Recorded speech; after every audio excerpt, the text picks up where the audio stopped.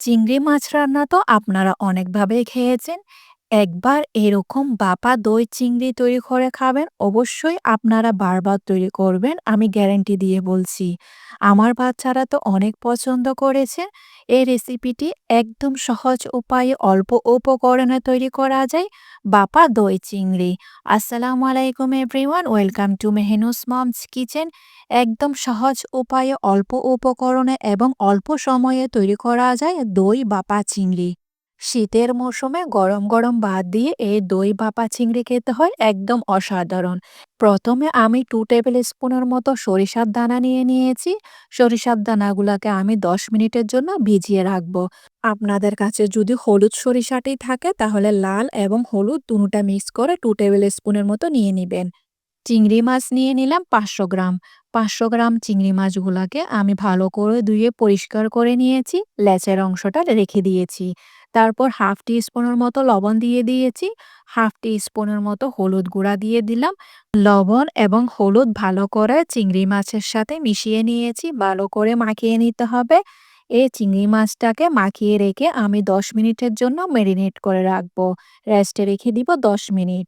তারপর একটি Blender jar নিয়ে নিয়েছি। এখানে 2টি রসুন দিয়ে দিলাম, রসুনের কোয়া দিয়ে দিয়েছি। 2 টেবিল স্পুনের মতো দই দিয়ে দিলাম, টক দই। 2 টেবিল স্পুনের মতো নারকেল কোড়া দিয়ে দিয়েছি। সে সাথে দিয়ে দিলাম 3টি কাঁচামরিচ। তারপর দিয়ে দিয়েছি যে আমি ভিজিয়ে রেখেছিলাম সরিষার দানা, ভালো করে ধুয়ে স্ট্রেনারে পানিটি জড়িয়ে দিয়ে দিলাম। 1/4 টিস্পুনের মতো লবণ দিয়ে দিয়েছি, 1/4 টিস্পুনের মতো চিনি দিয়ে দিয়েছি। তারপর এখানে আমি হাফ টি স্পুনের মতো মরিচের গুঁড়া দিয়ে দিব। তারপর দিয়ে দিয়েছি 1/4 টিস্পুনের মতো ভাজা জিরার গুঁড়া। এবার সমস্ত উপকরণগুলোকে ভালো করে ব্লেন্ডার জারে পেস্ট করে নিয়েছি। যেহেতু দই দেওয়া আছে তাহলে সেই পর্যায়ে পানি ইউজ করতে হবে না।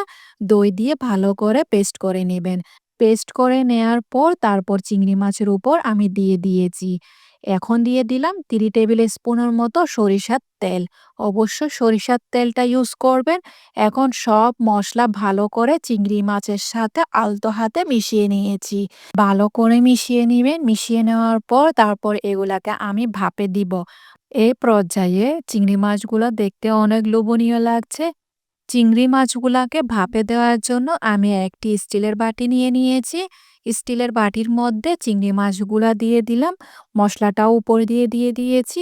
তারপর এখানে আমি আরেকটু সুন্দরের জন্য একটি লাল কাঁচামরিচকে ফালি করে দিয়ে দিলাম।